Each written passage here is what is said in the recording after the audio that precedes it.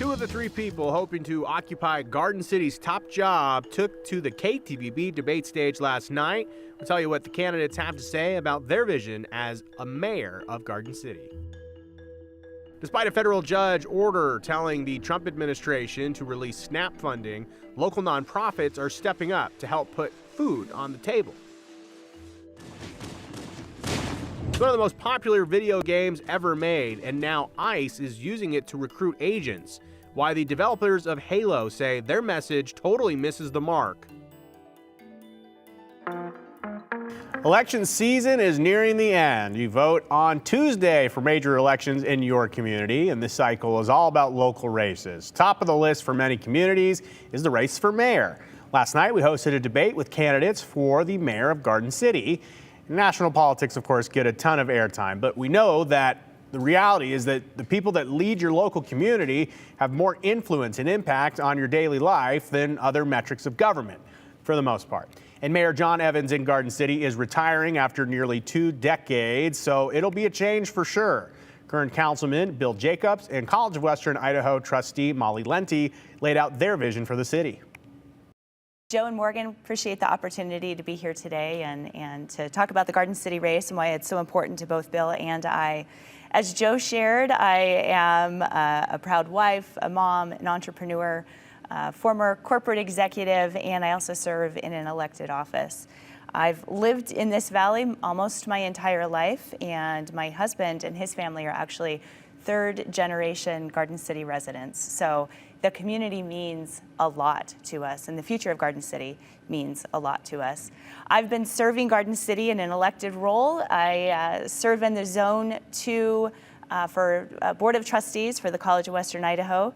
And as some people may know, the college is the largest school here in Idaho and one of the fastest growing community colleges in the country. We have seen incredible growth. We have 9 straight semesters of increased enrollment, and that's really challenged us as board and leaders to look at the growth that needed to take place.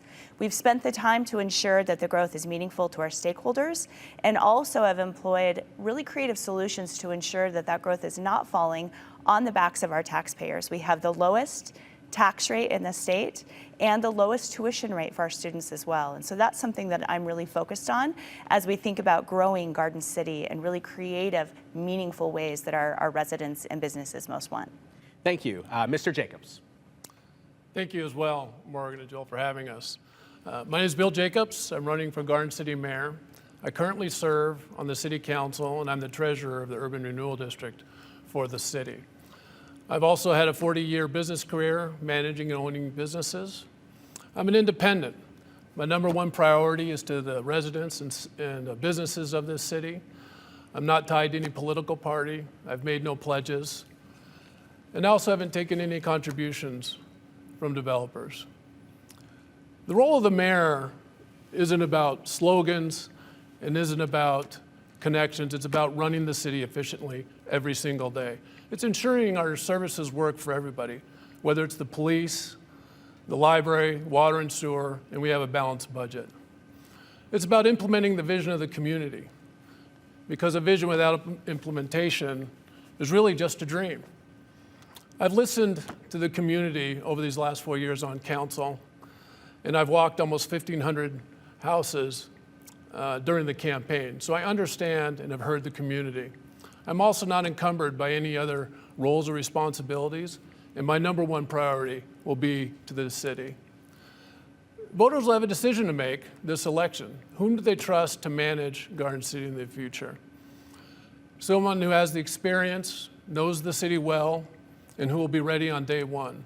I firmly believe that if you're going to lead the city, you should serve it first. I'm independent. I have the experience to make sure that Garden City runs efficiently and we grow wisely. And you can watch the Garden City as well as Caldwell and Nampa mayoral debates in their entirety right now on the KTVB YouTube channel and KTVB Plus. Did want to mention we have a long-standing qualification criteria for KTVB debate, so candidates need to hit a campaign fundraising threshold as a measure of community support. So not all candidates in the debates this week took part, but we do have all of them listed in our comprehensive voter guide at ktvb.com. Earlier this month, the Department of Health and Welfare announced that SNAP benefits would be delayed for November as the federal government shutdown continues and funds are running out. But today, two different federal judges ruled that the Trump administration must use emergency funds to pay some SNAP benefits. Aspen Schumpert joins us in studio. Aspen, local food pantries say there's still a lot of uncertainty of when these funds will actually be released. Exactly. The ruling says funds should be released as soon as possible, but it's giving the administration the choice to fund the program partially or in full for the month of November. St. Vincent de Paul, Southwest Idaho says they have seen an influx in demand since the government shutdown started and federal workers began seeking help. Executive Director Ralph May says typically out of their pantry on Overland, they typically serve 3,500 people a month, but just this week, he says they've seen a, quote, dramatic increase of about 30% in the demand for food. He says that's directly correlated to the anticipated pause in SNAP benefits starting tomorrow, November 1st. There has been a threat of a SNAP pause in the past with the previous shutdown however many years ago. This is we anticipate, because of the timing, which is as temperatures plummet, cold coming into the holidays, this feels like the most difficult one that we have faced. They are seeing are ones who have never been to the pantry before. Today, St. Vincent de Paul were handing out prepackaged boxes that contain canned goods and dry goods that are meant to provide enough food to feed a family of 4 to 6 people and last that family between 3 and 7 days. That was on top of extra food available on their shelves. May says right now donations are the most valuable to them in order to pivot in any moment and get what they need. Their goal is to ensure no one goes hungry, and if the influx continues or gets larger, they'll be able to still help. Coming up on the news at 10 tonight, we also checked in with the Idaho Food Bank today and what they're seeing. You'll hear from them later on, Joe. All right, some valuable assets across our communities, some good here in the community. A lot of need, but appreciate the report. We'll talk to you at 10, Aspen. Popular video game is now at the center of a government recruiting controversy. The Department of Homeland Security facing backlash after using imagery from Microsoft's Halo franchise to try and attract new ICE agents. Sharon Yu from our sister station in Seattle explains why a post sparked outrage and what the game's original creators are now saying. The post in question shows a character from the game with the words "Destroy the Flood," which is a type of enemy in the extremely popular video game Halo. In the game, you destroy the flood of space aliens by shooting and killing them, and for that to be used by ICE, the original developers and experts say is distasteful. There are too many, Don't even think about it, Marine. A horde of aliens starts to attack a group of military men. This is the whole premise of Halo, to save humanity from aliens. This month, ICE started using the game's image and the words "Destroy the Flood" on a social media post aimed at enticing people to sign up to be an agent. Dr. Chris Paul, a Seattle U communications professor, says the parallels made are disturbing. They want to be seen as hip and cool and edgy, right? And I think this does hip and cool and edgy. I think it also, I don't want people who are looking to shoot things in ICE. Halo is a military science fiction video game series. Microsoft's Xbox Game Studios developed it. It's extremely popular with the same age group ICE would target for recruitment. A company's product has been appropriated. At the same time, a number of the Halo creators or originals on the Halo team have said that this is not what they stand for. So this is from Halo 3.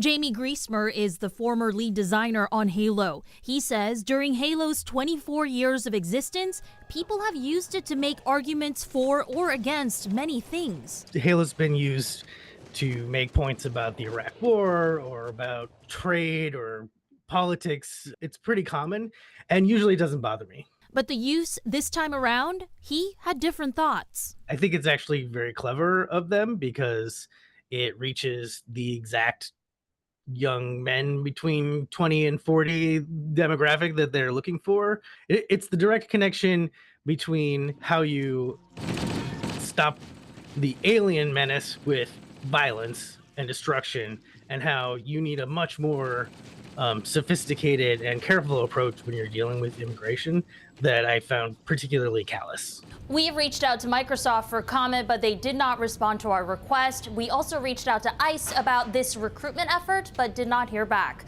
In Seattle, Sharon Yu, King 5 News. From a small town in North Idaho to the world stage in Canada, a Coeur d'Alene tribal dancer just brought home one of the biggest titles in native dance. But the win isn't just about competition. It's about family, legacy, and the women who inspire it all. Here's Kristen Garza from our sister station in Spokane.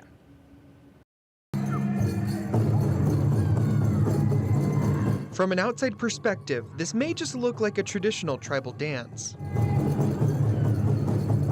But for Coeur d'Alene tribal dancer Jonathan Nomi, this is the night his childhood dreams came true. The world champion,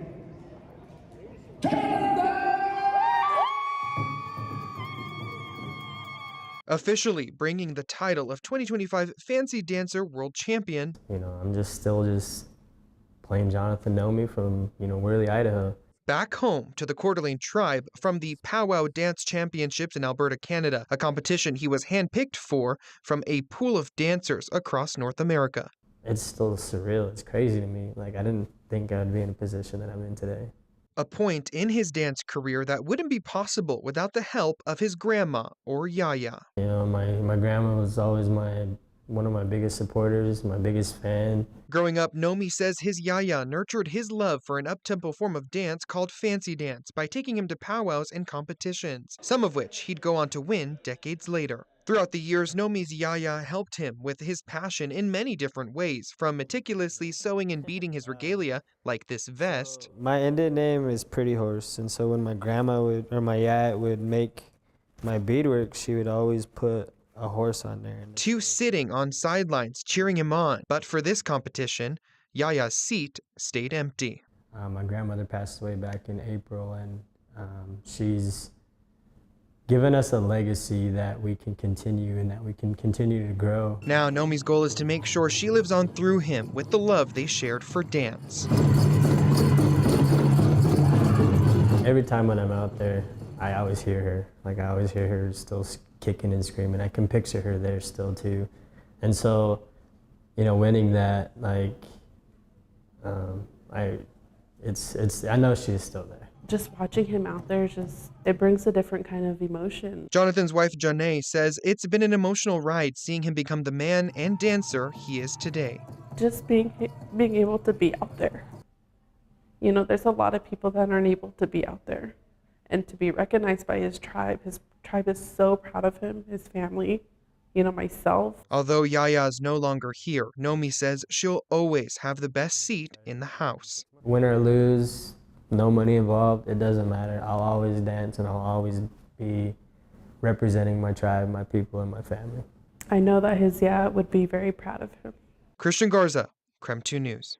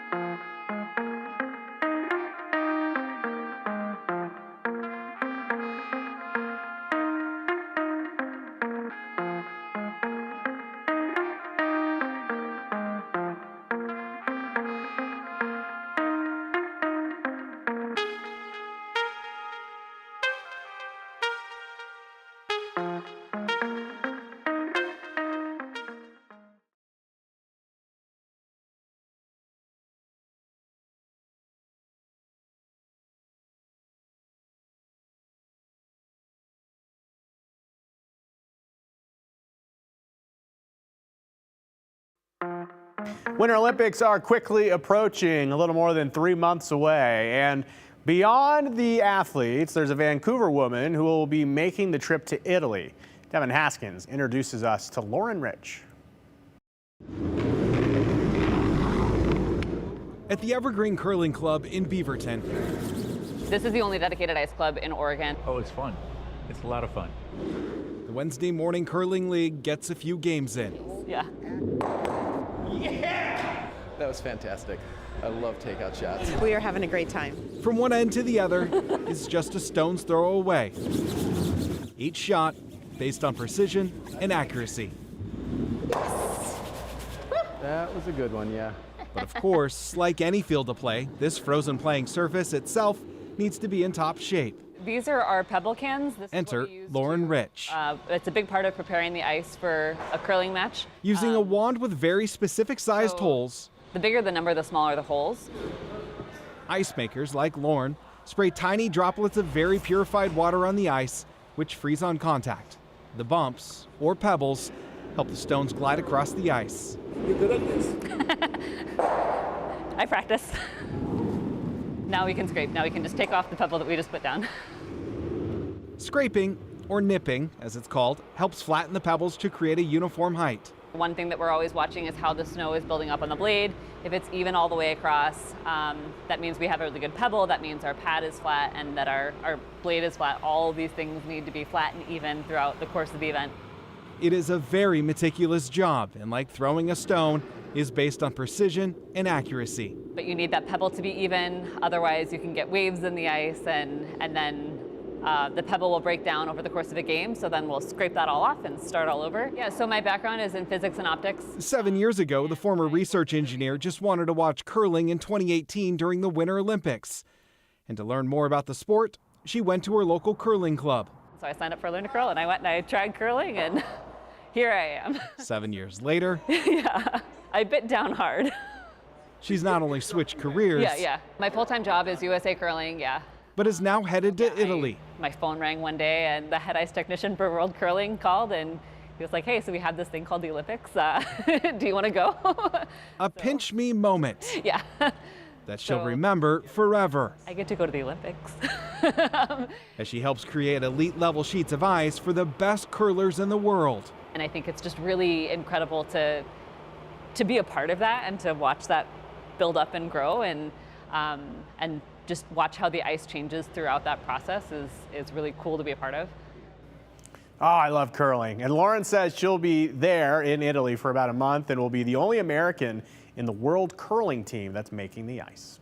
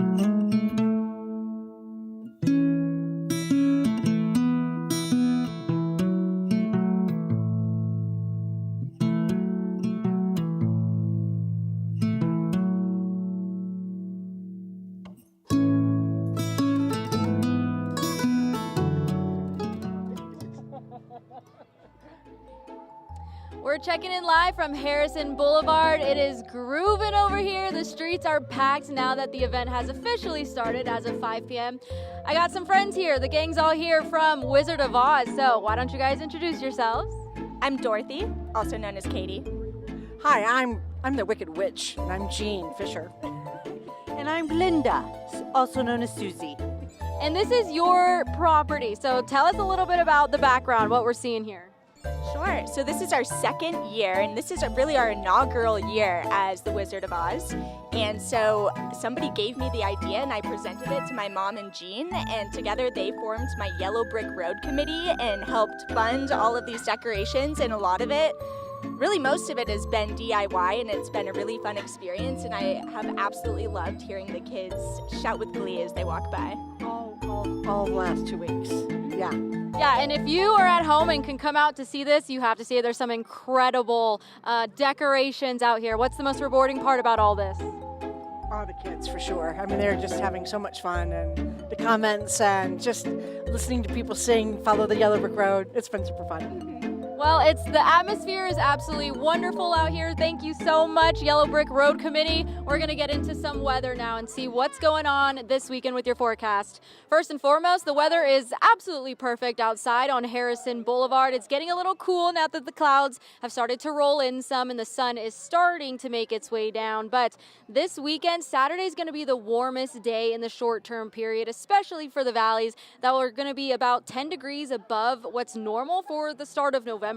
There is a little bit of a weekend disturbance that will move in south from Canada, so that could bring some minor impacts to the mountains with some showers, but valleys look good. Next, we have some current temperatures to check out. It's in the 50s, and it's been in the 50s for several afternoons, so we're staying pretty consistent for the time being. It's going to be a really mild afternoon as well. Checking out tomorrow's high temps, it will be upper 60s throughout the Treasure Valley, mid 60s for the Magic Valley, and 50s and 60s for the mountains. Tomorrow is the Fresno State BSU game. Kickoff is at 1:30 p.m. So as you can see, it's going to be 59 degrees, maybe even into the 60s by kickoff. By the end of the game in the later afternoon hours, it's going to be in the low to mid 60s. So a very pleasant day ahead. We'll have light winds. We've had some high clouds passing through time to time, but they should continue to move through the region pretty quickly, and we'll enjoy a lot of that sunshine.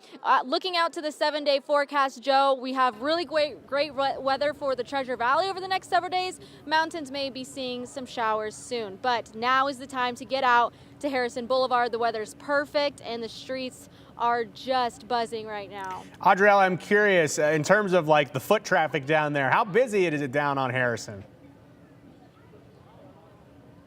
Oh, it's incredibly busy. One house told us that they're expecting 10,000 people. She had bought 7,000 pieces of candy, and it's such a big event that she was offered a sponsor to buy her candy. I mean, they're expecting thousands and thousands of people out here tonight, and it's just getting started as of 5 o'clock.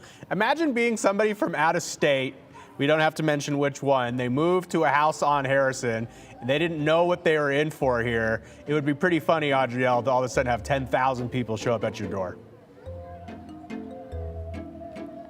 Oh yeah, it's all in or nothing. All right, we'll be right back.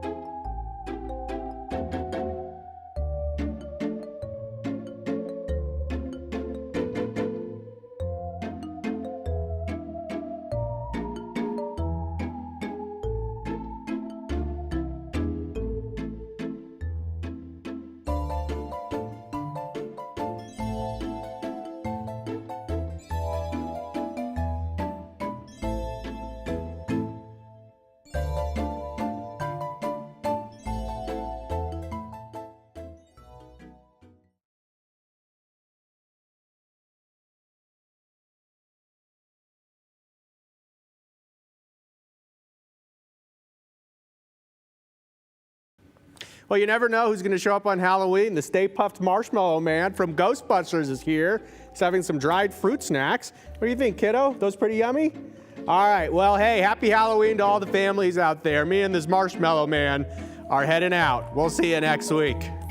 Come on, buddy. Continue with us and watch free now on the KTVB Plus app everywhere you stream.